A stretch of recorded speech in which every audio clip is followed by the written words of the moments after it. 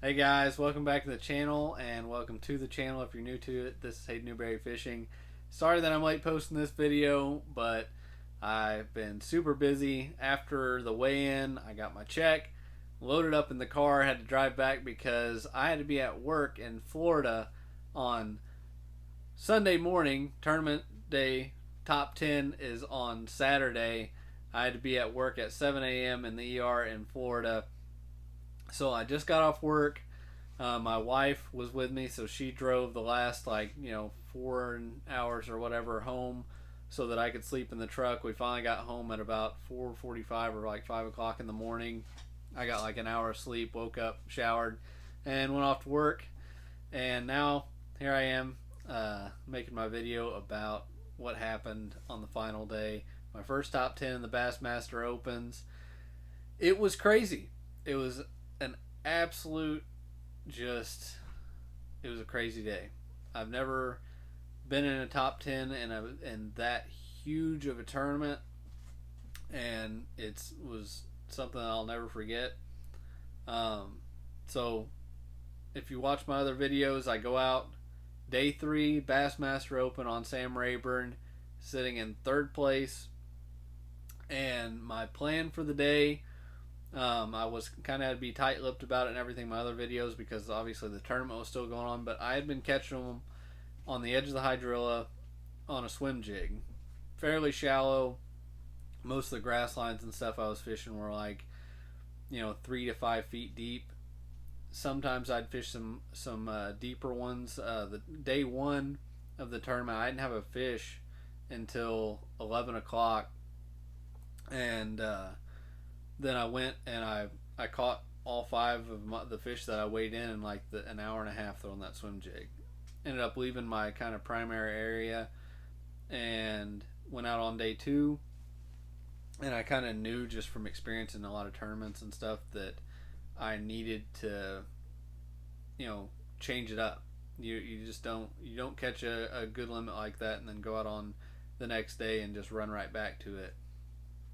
So I stopped in an area that I had saved also. I hadn't fished it since just like a few minutes in practice, and I literally had never fished it before that. In practice, I stopped there, I looked at the grass real quick, threw my swim jig around a few times, and hadn't fished it in day 2 of the tournament. I started there, I caught 2 3-pounders in like probably 15 minutes, and I fished around there a few minutes more, ran some of the banks and stuff, and it wasn't gonna, I guess, carry me any farther than that. So I went back to my primary area, and kind of my plan on day 2 was that I was just gonna burn it to the ground. I I knew that I needed like possibly 13 to 15 pounds to make the top 10, and I wasn't gonna let that slip away at all.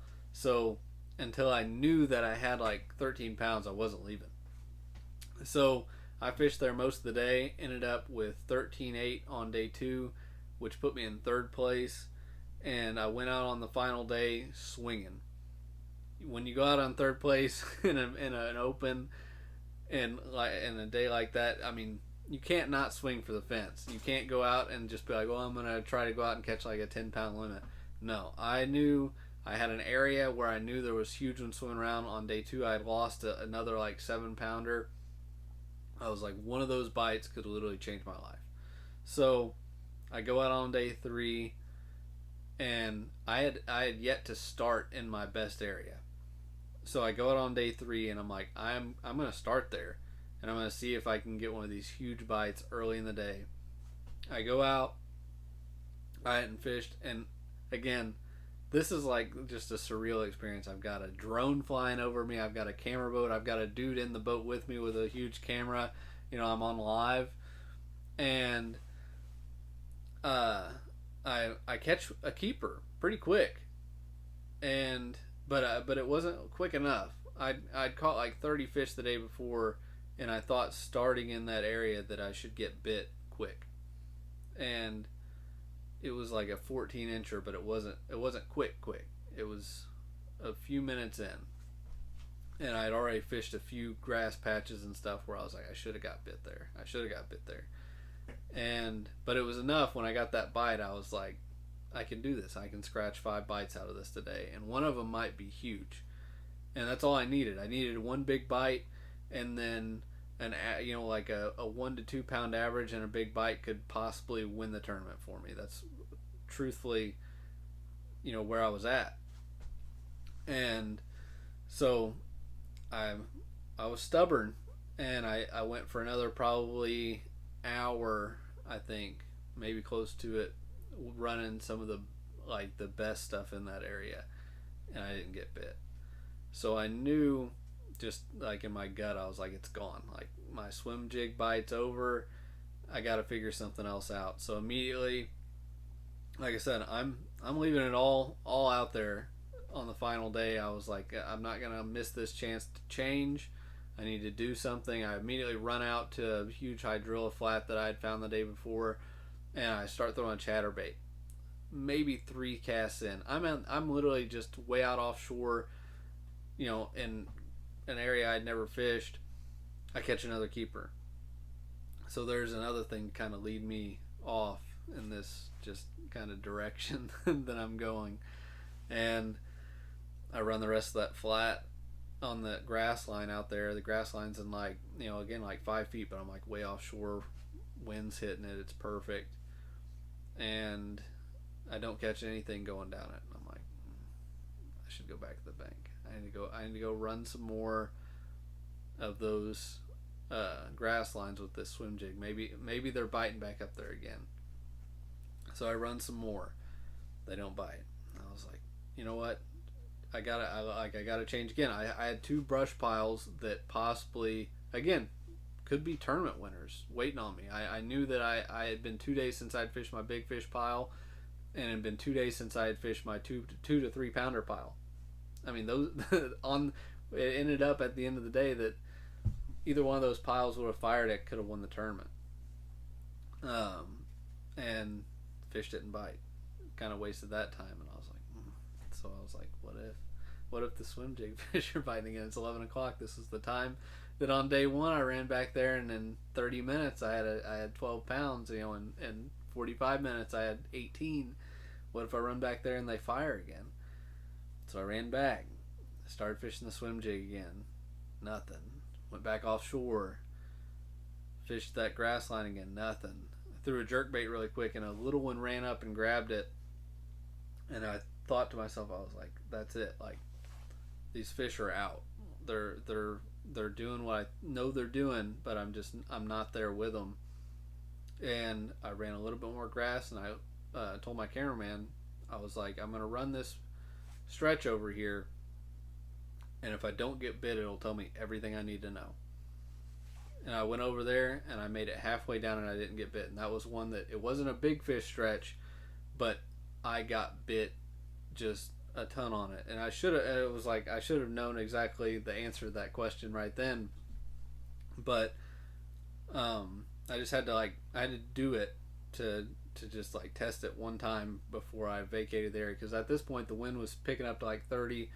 It was going to be a big move to move across the lake and do what I was about to do, which was look for brush piles. Again, I was going to keep the swim jig honest in a new area, because it wasn't, hindsight's 20/20, but in that moment I still knew that there was a possibility of picking up a huge fish on that thing. So I did that, and I made it halfway down. I set my rod down, and I told him, I was like, we're leaving. This area's burnt. I can't do this anymore. I gotta rally and do something. And then that's when we go to leave, and this is when it gets interesting. So I go to leave the area, and we hit the possibly biggest set of waves I've ever hit in my bass boat in my life. They were huge, and I didn't want to spear one, so I had to set it down. I mean, it's just the safe thing to do. And when I did, cowling fills up with water, shuts off my motor. When it shut off my motor, immediately it got kind of dicey. So boat turns around, we take one over the side, one over the back. Boat is full of water. Full of water. So I get on the trolling motor. I start heading back to shore. We're pretty far out there. You know, again, this is kind of the situations you end up in when you fish these lakes and things a lot. But um, I had a lot of water in my boat. I'll say that my bilge pump was not keeping up. I had a lot of water in it. So cameraman's up on the front deck. We're trolling, and we had a little ways to go. And I had probably knee high water in the bottom area of my boat. It was up to the seat that I sit in, to drive. So I mean, it was up there, and we, those waves were just huge. I mean, they just kept coming over the back. I don't know how much of this I was able to even have the GoPro running for. That was the last thing I was thinking about. I think that the GoPro might have been running right up to the point where my motor shut off, but we had a ways to go. It was just, I was like hoping that at some point my boat would be back to the point where I could drive it back to weigh-in. We finally get the motor started back. I drive it, back out of there, around the corner into the bay and get it into some calm water. I hook up my extra bilge pump that I keep on the boat so that I can double the amount of water that I'm kicking back out of the boat. Still takes probably 45 minutes to an hour of pumping water out back there. And I mean, I just went ahead and threw a jerkbait and a swim jig around a little bit, and finally I get all the water drained out, and attempt number 2 to get out of the bay comes up, and I just I let her eat out of there. I broke my trolling motor stabilizer. I think I broke one of my front unit mounts getting out of there. It was rough, and we made it across the lake. I started fishing the swim jig a little bit, started graphing for a few brush piles. Didn't find any immediately, and also didn't catch any on the swim jig, which I've just got hours now to really make something happen. And then I roll into this area, and I just happen to have like a brush pile marked in this cove from like 2 years ago. I don't even remember marking it. I don't remember the cove, but it was there, and there were fish on it. And I catch one, it's a non-keeper. Catch another one, it's non-keeper. Like the third one I catch is finally a 14-incher. And I catch like 3 more off of it, non-keepers. I'm just scrambling. I mean, looking for brush in this creek. And I end up not getting bit. I run back close to take off. I'm trying to live scope them. I'm just seeing them everywhere around this like shallow brush and shallow rocks and everything. And I just didn't have time. I ran out of time. Ended up weighing 3 fish on the final day, which, I mean, I went for it. I dropped down to 9th place, and I can't complain one bit at all about finishing 9th. It was my first top 10 in a huge tournament like that, and it felt great. I mean, if you've kept up with the year I've had, it was just the best way I could end that year.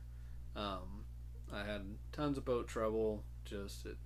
Some tournaments it just felt like nothing would go right, and the final one it just kind of came together. It was like practice was kind of here and there okay, and then on tournament days I fell into this like clique of things that were going the right way and things that I like to do. And even I fell to 9th on the final day, but I mean, who's going to complain about 9th place in a Bassmaster Open on Rayburn? I mean, and catching a 7-6 during the tournament and catching them all on a swim jig, which I love to do. You can't complain about that. So, all in all, was, I mean, by far the best tournament of the year. Probably the most awesome tournament of my entire life. I mean, just the experience and everything. It was so cool. But anyway, that is the story of the final day of my Bassmaster Open top 10. We'll never forget it. It was crazy. I want to do it again now. Thanks for watching the video, guys. Subscribe to the channel if you want to support what I'm doing here. I'm a travel nurse, just trying to make the fishing dream happen. Thanks for watching. See you guys on the next one.